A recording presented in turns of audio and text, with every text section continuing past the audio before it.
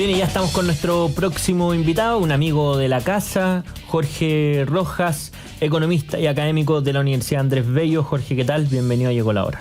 Hola Jorge, ¿cómo estás? Muchas gracias por la invitación, como siempre, a los dos. Bueno, analicemos el panorama o el escenario económico, Jorge, porque el presidente Boric afirma que está apretando las tuercas para lograr avances en crecimiento económico y en empleo. ¿En qué situación estamos actualmente, especialmente después de haber conocido las últimas cifras en materia inflacionaria? ¿Están pasando cosas en materia cambiaria? ¿Cómo ves tú la situación actual de la economía chilena? Claro, mira, la verdad es que tenemos este comité, esta suerte de gabinete especialmente diseñado para ver temas de crecimiento, que lo conversamos en algún momento y que tenía como poco sentido, siendo que son las mismas figuras, no hay figuras adicionales, sino que es simplemente un subcomité del gabinete. Ahora, si nosotros nos fijamos en cómo ha ido evolucionando, ¿cierto?, la tasa de desocupación, la tasa de desempleo, vemos que se mantiene una persistencia al alza en la tasa de desempleo, así como en la informalidad. O sea, dentro de las personas que están trabajando, más personas lo hacen de manera informal. Y la verdad es que lo que yo observo es que el foco de las reformas y de las políticas propuestas por el gobierno no va muy en la línea de justamente abordar, ¿cierto?, la problemática del desempleo y de la informalidad, sino que, por el contrario, hay algunas políticas que justamente tienden a colocar una presión mayor a que las personas se muevan hacia la informalidad y no a crear, digamos, puestos de trabajo que sean de tipo asalariado. Entonces, dentro de lo que es el mercado laboral tenemos esas presiones. Y lo otro que es importante destacar, que por ejemplo hemos observado en estos últimos días, digamos, desde la semana pasada, que el precio del dólar ha empezado a retroceder de manera importante. Y esto se debe en parte a lo que ocurre afuera, pero también al dato de inflación que nosotros observamos, que fue una inflación 3 veces por sobre lo que esperaba el mercado. ¿Y esto qué importancia tiene? De que las expectativas en la reducción de la tasa de interés en Chile se alejan. Y eso hace que, por supuesto, los mercados se ajusten y por tal razón ha empezado a disminuir el precio del dólar. Y esto tiene un impacto directo en que si mantenemos las tasas de interés y no las seguimos bajando a la velocidad que veníamos, entonces puede tener un impacto sobre el crecimiento y por lo tanto también sobre el mercado laboral. Jorge, en relación al mercado laboral, porque muchos especialistas, muchos economistas han dicho que la cifra de desempleo está un poco maquillada porque lo que se ha visto es que ha habido una mayor contratación por parte del Estado, pero el que ha sufrido fuertemente ha sido el empleo privado, finalmente el que representa nuestra economía, y también entendemos que ha habido un mayor gasto público en contratación de personal y en pagos de sueldo. ¿Cómo repercute este como maquillaje o disfraz de la cifra real de desempleo y cómo se refleja en el mayor gasto estatal este nivel de contratación versus el desempleo privado? Claro, esa es una excelente pregunta y la verdad es que los datos, o sea, tenemos información de que el empleo público creció de manera importante el año pasado. Esta información tiene mucha coherencia con lo que nosotros conversamos en algún momento de la subejecución de la inversión pública, donde 2.500 millones de dólares fueron de subejecución y que se trasladaron hacia el gasto corriente.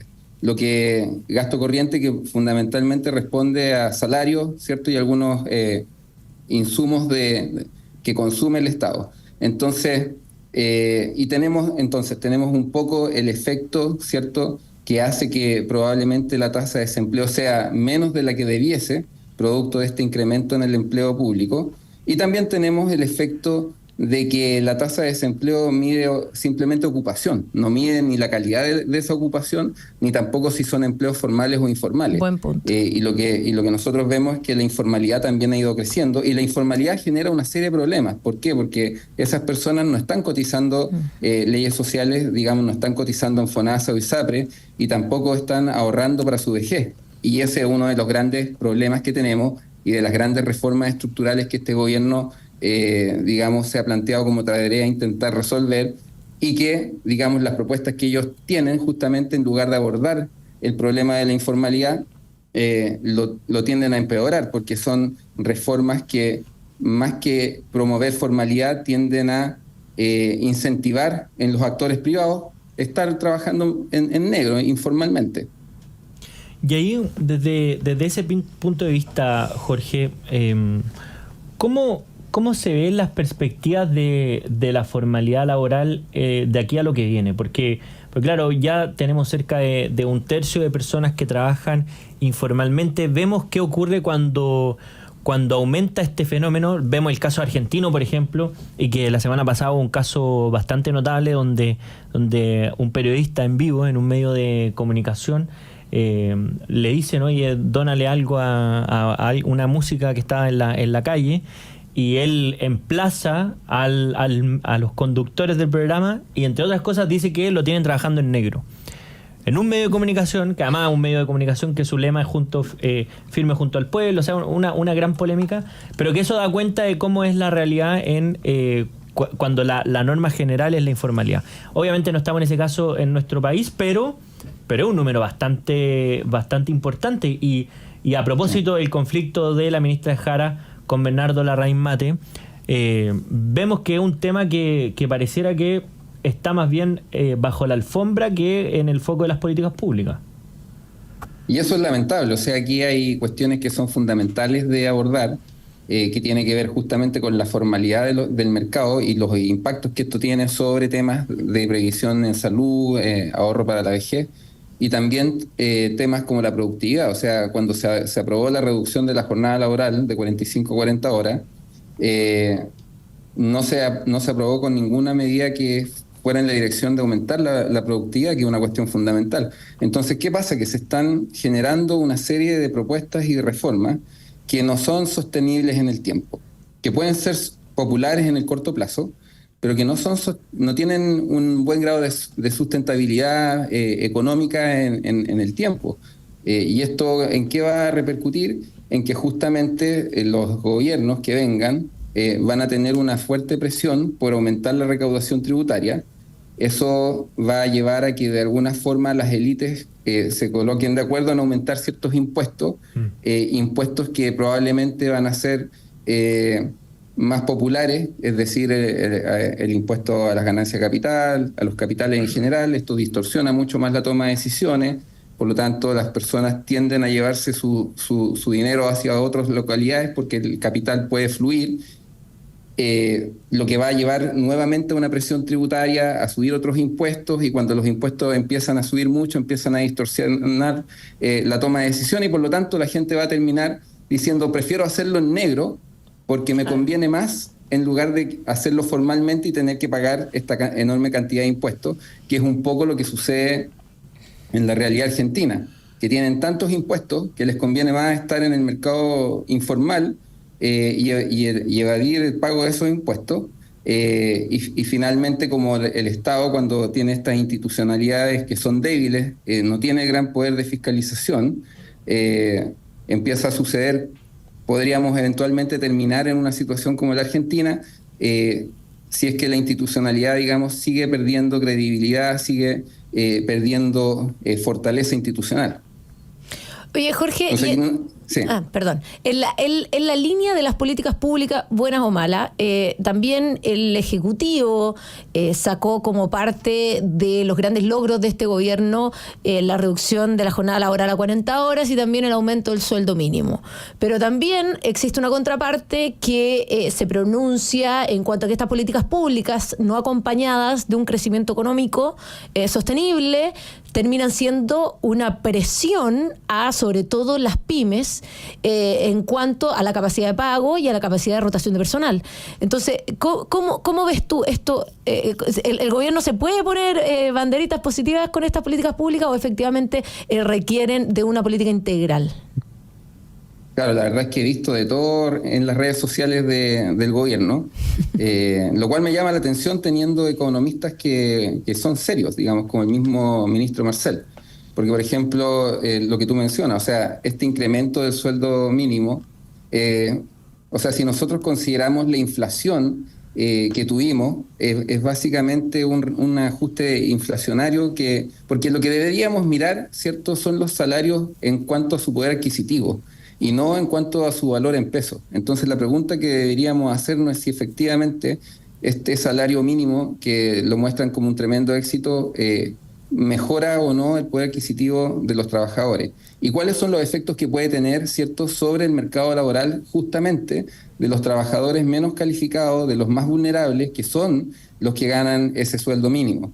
Y esto, si lo sumamos nosotros a la reducción de la jornada laboral, genera una presión justamente sobre el grupo de trabajadores con menor calificación, con mayor vulnerabilidad, que probablemente preferirían tener un trabajo formal que le pague leyes sociales, a pesar de que a través de capacitación puedan ir mejorando su salario en el tiempo, que no tener trabajo, o que tener un trabajo informal donde no pueden tener leyes sociales y que por lo tanto terminan en una situación de mayor vulnerabilidad. Entonces aquí lo que hace falta un poco es más pragmatismo y tratar de efectivamente resolver el problema que se tiene, en lugar de estar promoviendo, ¿cierto?, una agenda con ideologías un poco antiguas, que no han funcionado adecuadamente y que finalmente prometen una cosa y terminan consiguiendo otra. Y solamente para terminar un poco este punto respecto de las redes sociales del gobierno, que veo que muestran, ¿cierto?, como un gran logro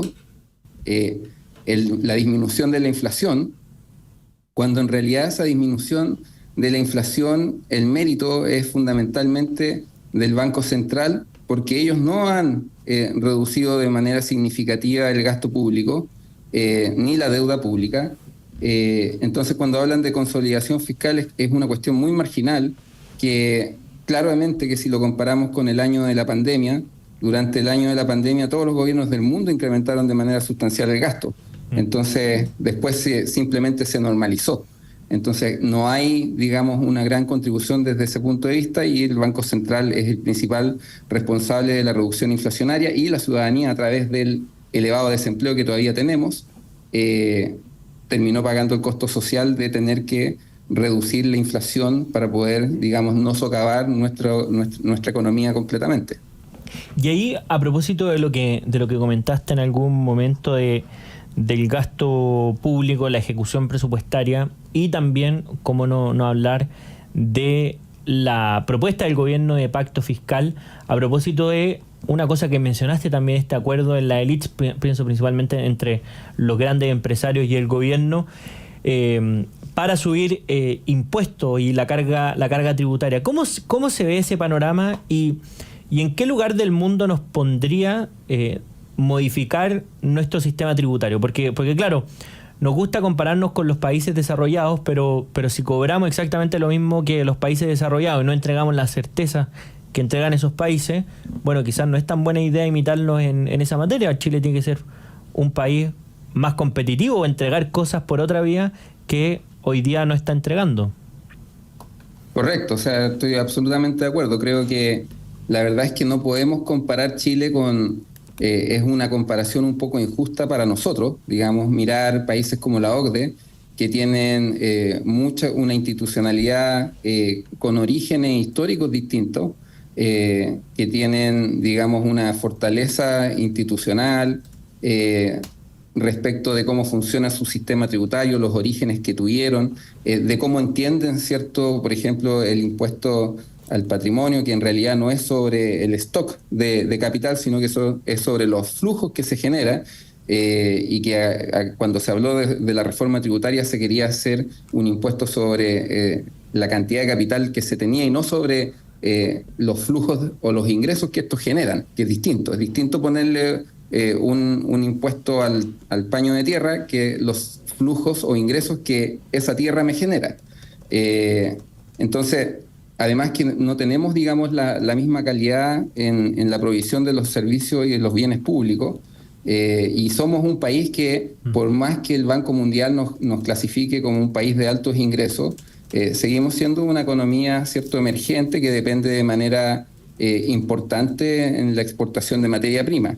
Entonces, lo que debiésemos focalizarnos, ¿cierto?, es cómo nosotros podemos seguir atrayendo más inversión extranjera, más capital, y generar más inversión, y que aumente la inversión en términos reales, o sea, inversión en maquinaria, ¿cierto? Inversión en capital humano, y no esta inversión especulativa que es la inversión extranjera directa, que es cuando se ven buenas oportunidades financieras y se llega a invertir, que también veo muchas veces que el gobierno destaca, ¿cierto?, la inversión extranjera directa como si estuviéramos construyendo hospitales, colegios, caminos, empresas, embalses, y en realidad son capitales extranjeros que llegan y compran acciones de empresas chilenas porque están baratas. Claro. Y por lo tanto, de hecho, nuestra estructura tributaria es bastante progresiva y nuestros rangos más altos no son muy distintos a los de Estados Unidos, que tiene en el rango más alto un 40% de impuesto al ingreso.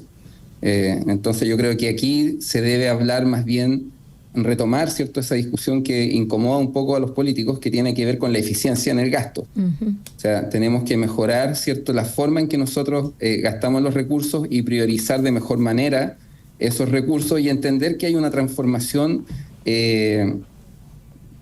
tecnológica tremenda que es la inteligencia artificial. Entonces, ver cómo nosotros podemos hacer uso de la inteligencia artificial para justamente optimizar los procesos burocráticos del Estado y también las formas de formación de capital humano, fundamentalmente, digamos, en temas educacionales.